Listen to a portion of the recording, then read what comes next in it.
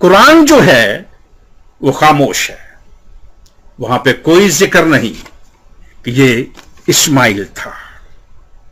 یوں الہام مکمل طور پہ خاموش ہے، اسلامی الہام، اسلامی اللہ خاموش ہے، اسلامی جبرائیل خاموش ہے، اسلامی قرآن خاموش ہے، اسلامی الہام خاموش ہے۔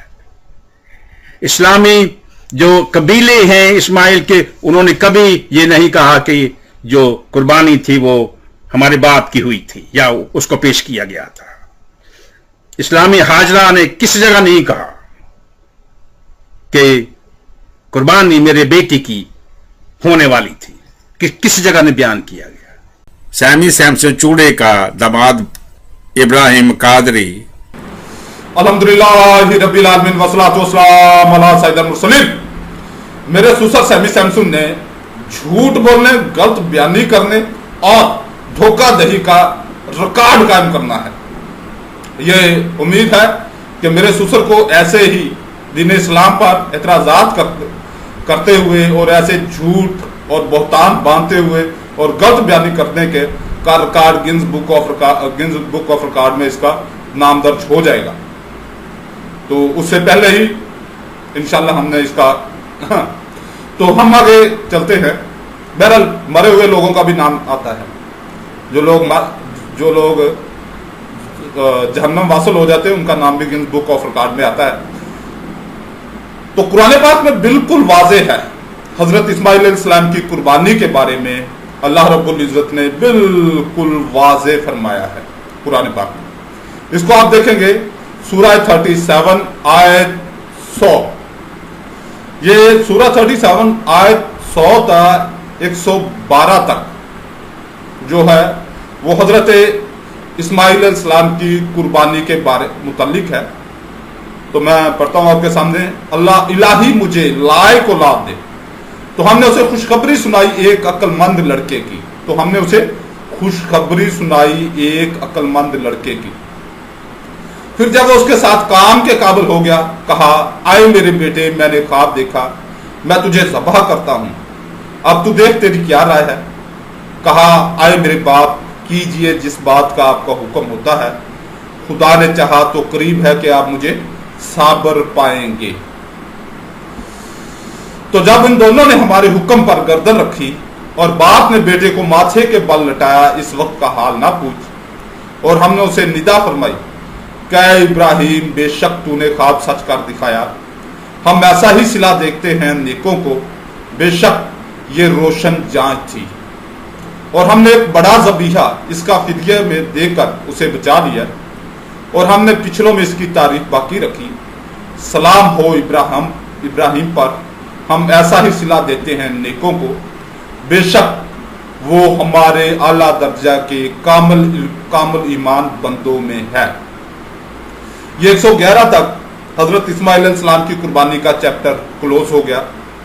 اب آگے حضرت اسحاق علیہ السلام کی 112 آیت سے حضرت اسحاق علیہ السلام کی جو ہے خوشخبری یا ان کا چیپٹر شروع ہوتا ہے، اور ہم نے اسے خوشخبری دی، یعنی کہ حضرت اسماعیل علیہ السلام کو، حضرت ابراہیم علیہ السلام کو اسحاق کی کہ غیب کی خبریں بتانے والا نبی۔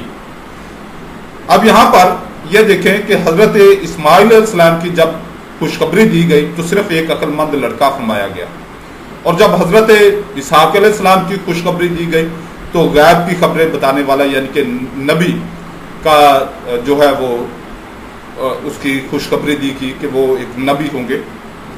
تو اب اگر حضرت اسحاق علیہ السلام کی قربانی کو لیں گے تو اس کا مطلب یہ خوشخبری ہی غلط ہو جائے گی کہ اگر اسے نوجوانی ہی میں، لڑکپن ہی میں قربان کر دیا جائے، 13-14 سال 15 سال کی عمر میں اسے اس کی قربانی مانگ لی جائے، یعنی کہ اللہ رب العزت کہے کہ اس کو قربان کر دو، تو مگر اللہ رب العزت نے تو پہلے خوشخبری دی ہے کہ اسے غیب کی خبریں بتانے والا یعنی کہ نبی کیا ہے، ہم نبی بنائیں گے، تو اس کے پہلے تو خوشخبری یعنی کہ پیشن گوئی ہو چکی ہے۔ تو حضرت اسماعیل علیہ السلام کے بارے میں ایسی کوئی پیشن گوئی نہیں ہوئی تھی، ایسی کوئی خوشخبری نہیں دی گئی تھی، ان کے لیے صرف عقل مند لڑکے کی خوشخبری دی گئی، ثابت لڑکے کی خوشخبری دی گئی۔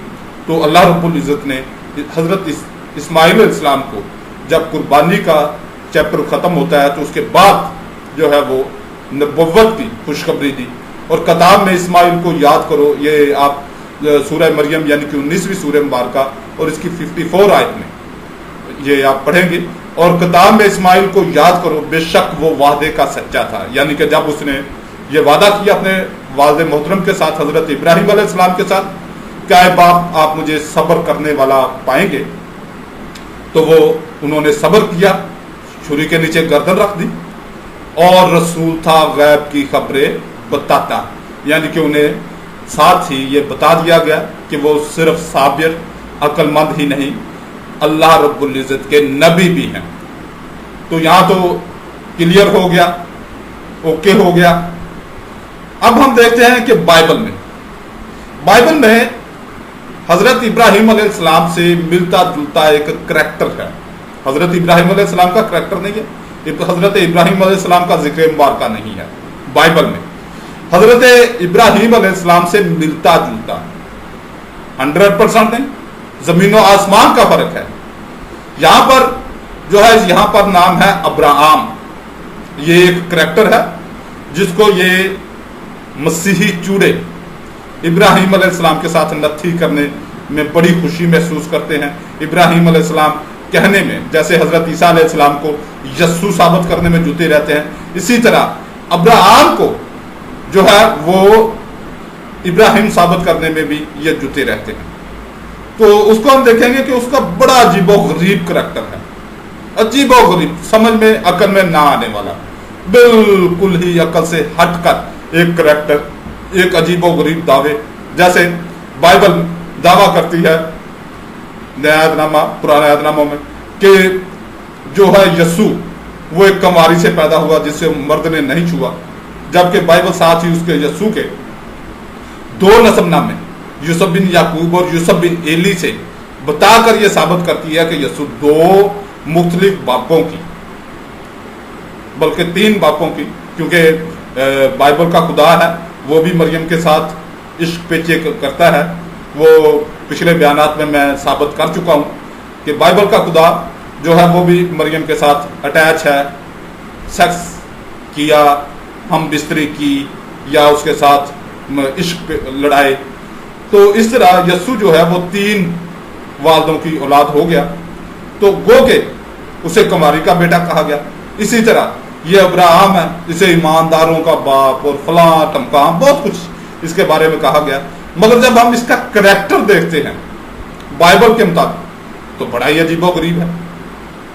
سب سے پہلے ہم دیکھیں گے جو ابراہم کے بارے میں یا ابراہم کی جو بلاہٹ ہے وہ آپ دیکھیں گے پیدائش باب 12 آیت 1 2 3 میں، اور خداوند نے ابراہم سے کہا تو اپنے وطن اور اپنے ناطے داروں کے بیچ سے اور اپنے باپ کے گھر سے نکل کر اس ملک میں جا جو میں تجھے دکھاؤں گا، اور میں تجھے ایک بڑی قوم بناؤں گا اور برکت دوں گا اور تیرا نام سرفراز کروں گا، سو تو باعث برکت ہو۔ جو تجھے مبارک کہیں ان کو میں برکت دوں گا، اور جو تجھ پر لعنت کرے اس پر میں لعنت کروں گا، اور زمین کے سب قبیلے تیرے وسیلے سے برکت پائیں گے۔ اب یہاں پر 12ویں باب میں بائبل کا خدا جو ہے ابراہم کو جو ہے خوشخبریاں دے رہا ہے، بہت بڑی قوم بنانے کا، بہت بڑے قبیلے بنانے کا اس میں سے ذکر ہے۔ کیا کرتا ہے؟ اس کو خوشخبری دے رہا ہے، پیشن گوئیاں کرتا ہے۔ مگر جب ہم آگے اسی باب میں یعنی کہ 12ویں باب میں ہی تو ابراہم جو ہے وہ بڑی عجیب و غریب اس کی صورتحال ہے کہ وہ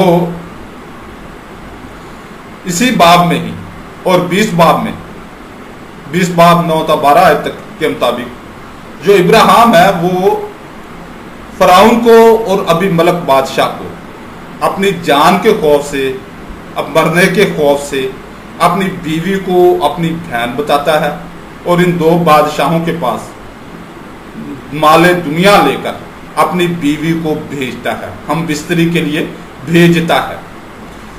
تو اب جو شخصیت اس ٹائپ کی، اس لیول کی ہوگی کہ خدا اس کو، بائبل کا خدا اس کو پیشن گوئی کر رہا ہے، اس کو خوشخبری دے رہا ہے کہ میں تجھ سے قبیلے جو ستاروں سے بھی زیادہ اولاد، ریت کے زر و سمندر کی ریت سے کہ زروں سے بھی زیادہ اولاد تجھ میں سے پیدا کروں گا، تجھ کو دوں گا، تجھے تیری نسل سے ہوگی، نبی ہوں گے تیری نسل سے. اور وہ پھر بھی اپنی جان کے ڈر سے اپنی بیوی کو بہن بتا کر مختلف بادشاہوں کی بات کے پاس as a call girl, as a sex worker بھیجتا ہے. تو اب اس شخص کا ایمان کی ویلیو، اس شخص کے ایمان کی ویلیو کیا ہوگی، یہ آپ خود فیصلہ کر لیجئے گا. اور پھر آپ پیدائش باب 17 میں جو ہے اسحاق کی پیدائش کا احوال پڑھیں گے. تو اسحاق کی پیدائش کچھ اس قسم کی ہے، اور خداوند نے پیدائش باب 17 آیت 15 تا 27 تک، اور خدا نے ابراہم سے کہا کہ ساری جو تیری بیوی ہے سو اس کو ساری نہ پکار، بلکہ اس کا نام سارا ہوگا، اور میں اسے برکت دوں گا اور اس سے بھی تجھے ایک بیٹا بخشوں گا. یقیناً میں اسے برکت دوں گا کہ قومیں اس کی نسل سے ہوں گی اور عالم کے بادشاہ اس سے پیدا ہوں گے. تب ابراہم سرنگو ہوا اور ہنس کر دل میں کہنے لگا کہ کیا 100 برس کے بڈھے سے کوئی بچہ ہوگا، اور کیا سارا کے جو 90 برس کی ہے اولاد ہوگی. ابراہم نے خدا سے کہا کہ کاش اسماعیل، ابراہم نے جو ہے وہ خدا سے کہا کہ جو پہلے تو نے دیا ہے ہاجرہ سے اسماعیل، وہی تیرے حضور جیتا رہے. تب خدا نے فرمایا بے شک تیری بیوی سارا کے تجھ سے بیٹا ہوگا، تو اس کا نام اسحاق رکھنا، اور میں اس سے اور پھر اس کی اولاد سے، یہ بات غور طلب ہے، اور اس کی اولاد سے ابدی عہد باندھوں گا. اب یہ جب اسحاق کی خوشخبری دی جا رہی ہے، اس کے بارے میں پیشن گوئی کی جا رہی ہے کہ میں اس سے ابدی عہد باندھوں گا، اس کی اولاد سے ابدی عہد باندھوں گا. تو پھر آپ دیکھیں گے پیدائش باب 22 میں آیت 1 2 3 4 میں کہ پھر بائبل کا خدا اسے آزمانے کے لیے کیا کرتا ہے. اور بائبل کا خدا خود تو بیوقوف ہے، اور وہ یقیناً ابراہم کو بھی بیوقوف سمجھتا ہے، اور ابراہم بھی یہاں پر بہت بڑی بیوقوفی کا ثبوت دیتا ہے. یعنی کہ یہ بائبل کا جو نامعلوم مصنف ہے، اس نے افسانہ تو گھڑا مگر افسانے میں انتہا درجے کی کمزوریاں چھوڑ گیا. یہاں پر آپ نوٹ کریں، یہ میں نے جو ابھی بات کی ہے تو آپ یہاں سے نوٹ کریں گے. پیدائش باب 22 آیت 1 2 3 4 میں ان باتوں کے بعد یوں ہوا کہ خدا نے ابراہم کو آزمایا اور اس سے کہا آئے ابراہم. اس نے کہا میں حاضر ہوں. تب اس نے کہا کہ تو اپنے بیٹے اسحاق کو جو تیرا اکلوتا ہے اور جسے تو پیار کرتا ہے ساتھ لے کر موریا کے ملک میں جا، اور وہاں اسے پہاڑوں میں سے ایک پہاڑ پر میں جو میں تجھے دوں گا جتنی سوختنی قربانی کے طور پر چڑھا. تب ابراہم نے صبح سویرے اٹھ کر ایک گدھے پر 4 جامہ کسا اور اپنے ساتھ 2 جوانوں اور اپنے بیٹے اسحاق کو لیا، اور سوختی قربانی کے لیے لکڑیاں اور چیزیں اٹھا کر اس جگہ جو خدا کے لیے بنائی تھی روانہ ہوا. اور یہاں پر آپ دیکھیں گے کہ ابراہم کو بائبل کے خدا نے آزمانے کے لیے، کوئی خواب نہیں آیا، صرف یہ کہا آزمانے کے لیے اس کو کہا کہ اسحاق کو جو تیرا اکلوتا بیٹا ہے. جبکہ اسماعیل جب 13 سال کا تھا اور اس کے ساتھ ہی ابراہم کا ختنہ ہوا، اور اس کے بعد اسحاق پیدا ہو رہا ہے. جب اسحاق پیدا ہو رہا ہے اس سے پہلے جو ہے وہ اسماعیل ہے. تو اب یہاں پر یہ سوال پیدا ہوتا ہے کہ پھر جب اسماعیل بھی ہے، بیٹا ہے، تو پھر اسحاق اکلوتا کیسے ہو گیا؟ اسحاق اکلوتا کیسے ہوگا؟ اور پھر یہ سوال پیدا ہوتا ہے کہ جب بائبل کے خدا نے خوشخبری بھی دی، پیشن گوئی بھی کی کہ اسحاق کی اولاد میں سے میں بہت زیادہ اولاد جو ہے برکت دوں گا، اس کی اولاد میں نبی ہوں گے، یہ ہوگا وہ ہوگا، وہ باتیں آپ نے سن لی ہیں. تو اس کے باوجود یہ کہنا کہ اس کو میرے راستے میں قربان کر، پہلے تو یہ پیشن گوئی کر دینا، تو یہ ایک سراسر بیوقوفی کا عمل ہے. کیسے بیوقوفی کا عمل ہے کہ پہلے تو پیشن گوئی ہوگی، اس کا مطلب خدا نے پہلے جھوٹ بولا، غلط بیانی کی کہ تیری اولاد یعقوب میں سے بہت ساری اولاد پیدا ہوگی، یعنی کہ یعقوب کی اولاد ہوگی. اور پھر کہہ دینا کہ اس کو قربان کر دیں. تو یہ سمجھ میں آتی ہے. اور پھر ابراہیم کا ایمان دیکھیں کہ ابراہیم کا ایمان کا لیول ہے کہ اس کو خدا جو ہے بائبل کا خدا خود کہتا ہے کہ تجھ میں سے قبیلے پیدا ہوں گے، تیری اولاد میں برکت ہوگی.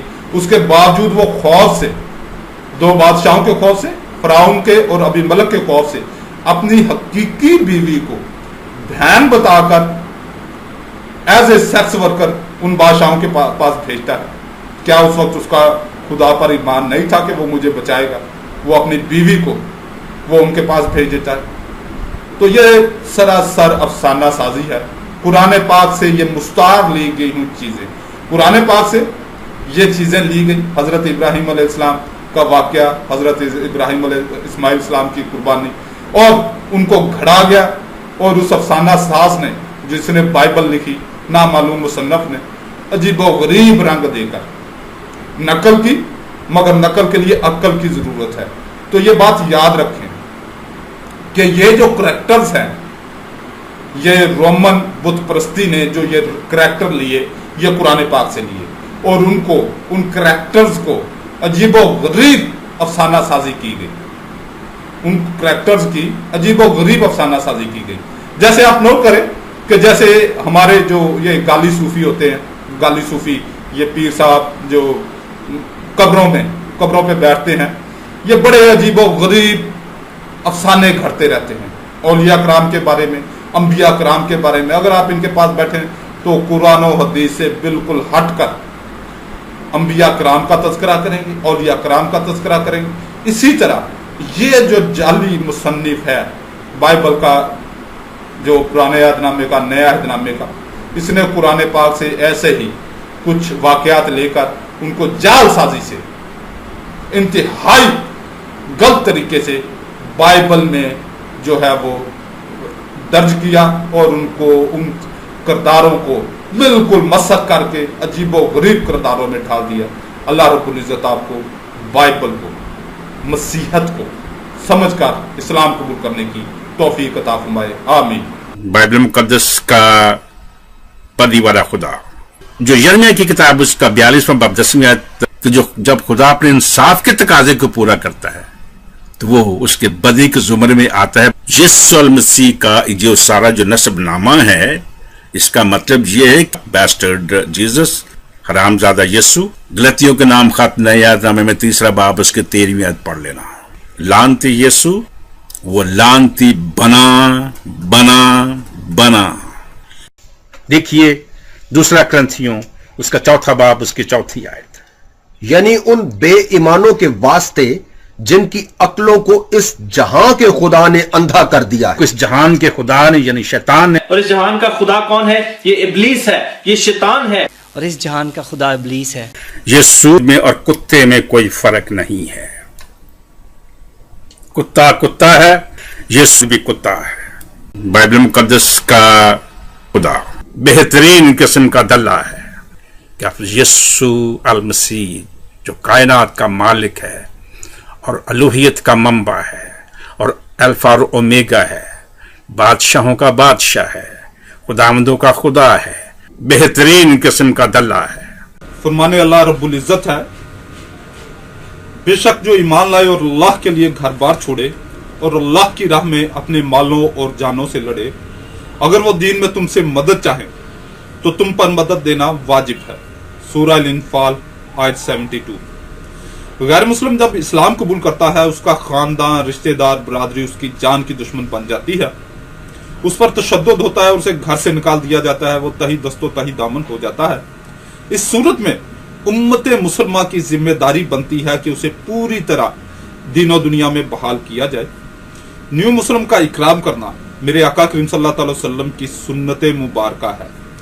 صحیح بخاری 3344 حدیث مبارکہ اور صحیح مسلم 2 جلد حدیث مبارکہ 1064. اسی ذمہ داری کا احساس کرتے ہوئے میں نے یعنی محمد ابراہیم قادری نے ادارہ برائے تحفظ و بحالی نو مسلمین قائم کیا ہے. ادارہ کے مقصد غیر مسلموں میں تبلیغ کرنا، نیو مسلم بہن بھائیوں کی دینی تعلیم و تربیت، न्यू मुस्लिम बहन भाइयों के रोजगार और रिहाइश का बेहतरीन और मुस्तकिल हल, न्यू मुस्लिम बहन भाइयों की शादी ब्याह और कानूनी मामलात में भरपूर इमदाद इंशाअल्लाह अज़्ज़-व-जल। बराए करम अपनी ज़कात व सदक़ात व फितराना से भरपूर इमदाद फरमाएं। बराए राब्ता व इमदाद 0305 890 2412 मोबी कैश अकाउंट मोहम्मद इब्राहिम कादरी। अल्हम्दुलिल्लाह मुझे अपनी ज़ात के लिए आपके एक पैसे की भी ज़रूरत नहीं, क्योंकि मेरी अच्छी जॉब है और मेरे पास अच्छी आमदन है, मेरे मामलात सही हैं। 13-14 साल से मैं जिस लेवल पे लाइफ गुजार रहा हूँ और मैं इसका आदी हूँ। आपका एक एक पैसा न्यू मुसलमान यानी कि जो नए मुसलमान हो रहे हैं, जिनको मैं खुद कलमा पढ़ा रहा हूँ या कहीं और से उन्होंने कलमा पढ़ा और वो अब दायरा इस्लाम में है। अब एक मुसलमान जब दीन इस्लाम में आता है तो बिल्कुल खाली हाथ होता है, बिल्कुल खाली हाथ। जो उसने सूट पहना होता है वही उसके तन पे होता है और जो उसने जूते पहने होते हैं वही उसके पास होते हैं। वरना जैसे ही वो, अब मैं भी अच्छी फैमिली से बिलोंग करता हूँ, मगर यानी कि स्ट्रॉन्ग रुपये पैसे वाली फैमिली से बिलोंग करता हूँ, मगर जैसे मैंने इस्लाम कबूल किया तही दामन हो गया, तही दस्त हो गया। तो अल्हम्दुलिल्लाह मैंने तो मजदूरियाँ की वगैरह सेट हो गया। तो अब जो न्यू मुस्लिम होते हैं, अब वो बेचारों को स्टैंड करने के लिए, एक न्यू मुस्लिम को स्टैंड करने के लिए पाकिस्तानी रुपयों में 5 लाख रुपए की जरूरत पड़ती है। अल्लाह रब्बुल इज़्ज़त आपको हमारे अदारे को सपोर्ट करने की तौफीक अता फरमाए, और इसके लिए कोई बहुत ज़्यादा भी, जितना आप अफोर्ड कर सकते हैं, अगर आपके पास सिर्फ 100 रुपये आप अफोर्ड कर सकते हैं तो वो भी आप मेरे मोबी कैश अकाउंट में डाल सकते हैं। और ये इत्मीनान रखें कि आपका एक एक पैसा जो है वो न्यू मुस्लिम की फलाह व बहबूद के लिए लगेगा।